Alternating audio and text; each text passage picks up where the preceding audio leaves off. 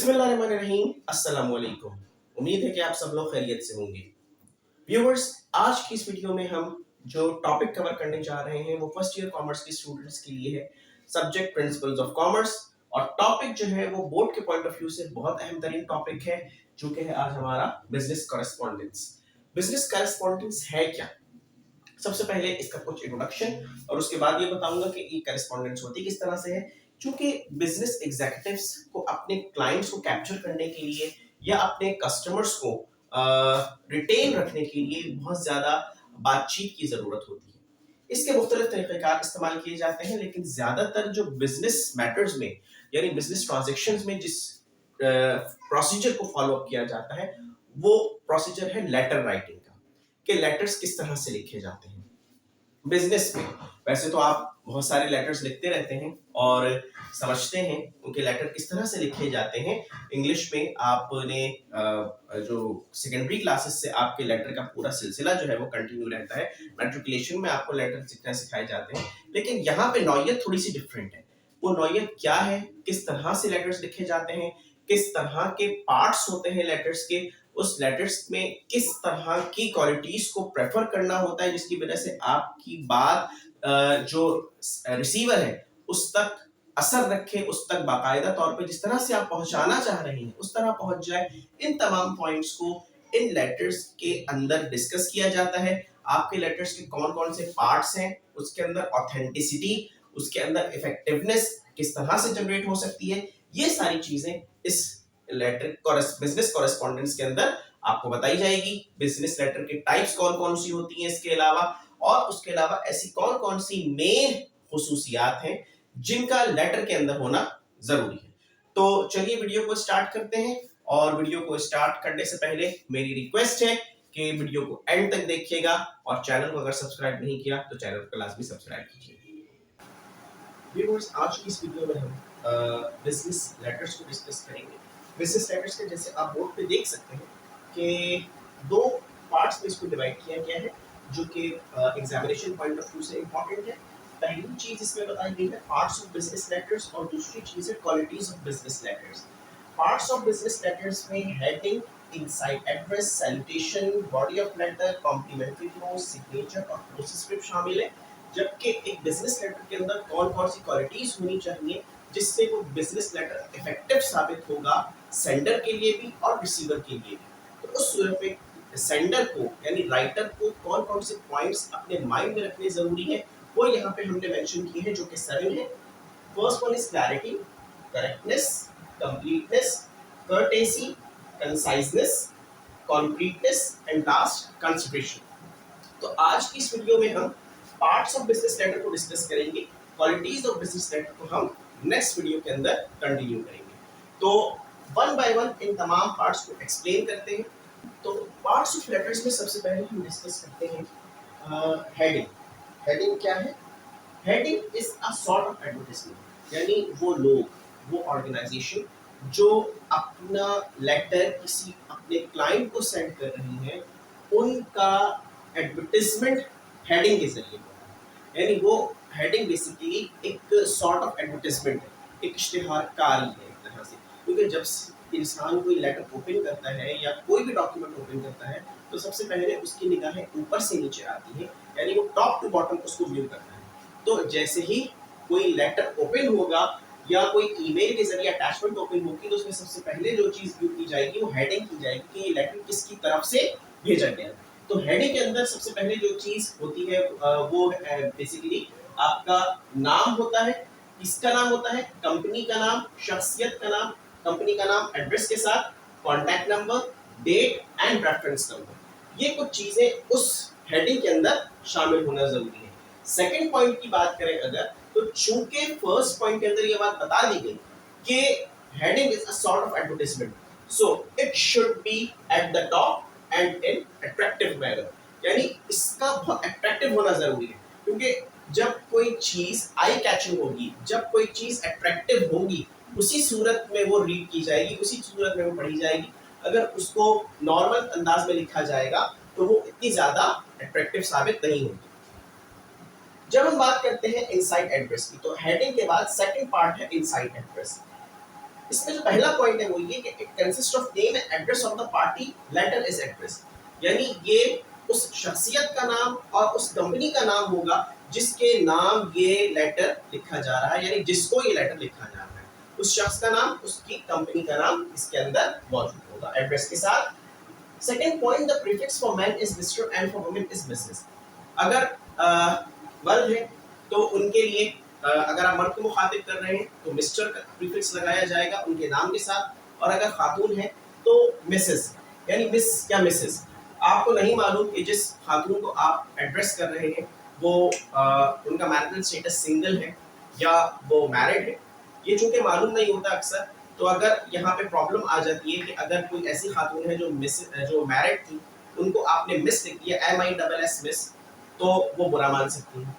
और अगर कोई खातून ऐसी थी कि जो अनमैरिड थी और उनको आपने जो है वो मिसेस लिख दिया, MRS वाले मिसेस, तो वो उस सूरत में बुरा मान सकती है। लिहाजा इस बात का बहुत ख्याल रखना चाहिए, और इस कंफ्यूजन को दूर करने के लिए मिस में से IS को रिमूव कर दिया गया और मिसेस में से R को रिमूव कर दिया गया।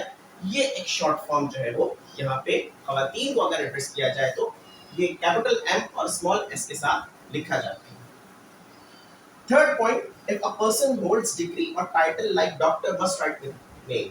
अगर कोई पर्सन कोई डिग्री होल्ड करता है, जैसे कि अगर किसी ने PhD किया हुआ है या किसी MBBS डॉक्टर को लेटर लिखा जा रहा है कॉरेस्पॉन्डेंस के लिए, तो उसमें चूंकि वो डिग्री होल्ड करते हैं, एक पर्टिकुलर टाइटल उनके पास मौजूद है। अगर किसी प्रोफेसर को लिख रहे हैं तो उसमें उनके पास डिग्री का टाइटल मौजूद है, वो प्रोफेसर है, तो लिहाजा मिस्टर या मिस की जगह डॉक्टर का वर्ड यूज किया जाएगा अगर उनके पास PhD डिग्री है या वो MBBS डॉक्टर है। ये खास डिग्री है, अगर डॉक्टर के साथ आपने मिस्टर लगा दिया या मिसेस लगाया तो उस सूरत में ये लेटर की जो इफेक्टिवनेस होती है वो बहुत ज्यादा मैटर कर सकती है। When we talk about the third part of the letter, that is salutation, तो salutation क्या है? A compliment or greeting preceding the body of letter, यानी एक कॉम्प्लीमेंट है, एक ग्रीटिंग है। जैसे जब भी हम किसी से मुलाकात करते हैं तो सलाम करते हैं, तो इसी तरह से ये जो सैल्यूटेशन है ये किसी को मुखातिब करने का जरिया है। It is always been hard, ये हमेशा नर्म लहजे के अंदर होना चाहिए, इस तरह से कि लिखने वाला आपकी बेहतरी के लिए ये लेटर आपको लिख रहा है, यानी अगर ये जो लिखने वाला है वो आपका वेल विशर है, यानी ग्रीटिंग इस तरह की हो, सैल्यूटेशन इस तरह का यूज किया जाए कि रीडर को ये एहसास हो कि जो राइटर है वो उसके फेवर के लिए लेटर उसको लिखना है। थर्ड पॉइंट में जो बात लिखी है, the common form of salutation in commercial letters is dear sir. आम तौर पे अमूमी तौर पे जो कमर्शियल लेटर्स में जो अमूमी तौर पे लेटर्स लिखे जाते हैं उसके अंदर जो सैल्यूटेशन यूज की जाती है वो डियर सर की यूज की जाती है। अगर खातून होती है तो मैंने यहाँ मेंशन नहीं किया, अगर खातून हो तो उनके रिस्पेक्टिव मैडम का वर्ड यूज किया जाता है। वैसे अमूमी तौर पे जो मेल पर्सन्स होते हैं उनको जब मुखातिब करते हैं तो डियर सर की सैल्यूटेशन को इस्तेमाल किया जाता है।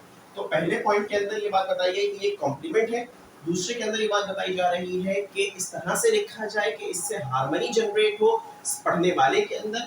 और थर्ड पॉइंट है कि अमूमी तौर पे कौन से वर्ड्स का इंतखाब किया जाता है सैल्यूटेशन के लिए, तो सबसे ज्यादा जो वर्ड और कॉमनली यूज फ्रेज जो है दैट इज डियर सर। तो बॉडी ऑफ द लेटर के अंदर सबसे पहली चीज जो आती है वो है entire body of letter must be divided in suitable paragraph, यानी पहली बात का जो ख्याल रखना है वो ये कि आपका लेटर मुनासिब साइज के पैराग्राफ्स के अंदर डिवाइडेड हो। ऐसा ना हो कि आपका लेटर जो है उसकी पहला पैराग्राफ जो है वो 3 लाइंस का हो, दूसरा पैराग्राफ जो है वो 12 लाइंस का हो और थर्ड पैराग्राफ जो है वो आपका 2 लाइंस में खत्म हो जाए। ऐसा ना हो, आप अपनी बात को सूटेबल पैराग्राफ्स के अंदर इक्वली डिवाइड करें, अपने जो बात है उसको इक्वल पैराग्राफ्स के अंदर डिवाइड करें ताकि पढ़ने वाले पे एक अच्छा असर जाए, क्योंकि आपका ये लेटर सामने वाले को आपको रिप्रेजेंट करेगा। जो पढ़ने वाला होगा वो आपका लेटर पढ़ के आपको जो है वो आपको जज करेगा कि लिखने वाला किस नौइयत का राइटर है। लिहाजा इस बात का ख्याल रखना है कि सूटेबल पैराग्राफ्स के अंदर आपका लेटर जो है वो डिवाइडेड हो। सेकंड बात जो यहाँ लिखी, each paragraph contains one topic, हर टॉपिक एक पैराग्राफ के अंदर कंप्लीट हो जाए। And switch to new paragraph while starting new topic, और जब आप कोई नया टॉपिक स्टार्ट करने जा रहे हो लेटर में तो नए पैराग्राफ का इंतखाब कीजिए, उसी पैराग्राफ के अंदर उसको मेंशन ना कीजिए। मिसाल के तौर पे अगर कोई एप्लीकेंट जॉब के लिए एप्लीकेशन लिख रहा है या जॉब के लिए लेटर लिख रहा है, तो उसके अंदर जरूरी है कि अगर पहले पैराग्राफ के अंदर वो अपनी क्वालिफिकेशन के बारे में बता रहा है, तो अपने एक्सपीरियंसेस के बारे में वो सेकंड पैराग्राफ के अंदर बताए, अपनी अचीवमेंट्स के बारे में, और वो जहाँ पे अप्लाई कर रहा है वहां से उसे क्या उम्मीदें वाबस्ता है इसका जिक्र वो अगले पैराग्राफ के अंदर करे। तो इस तरह से अपने डॉक्यूमेंट को बाकायदा सही तरीके से अगर आप सूटेबल पैराग्राफ्स में डिवाइड करेंगे तो पढ़ने वाले पे एक अच्छा इम्पैक्ट पड़ेगा।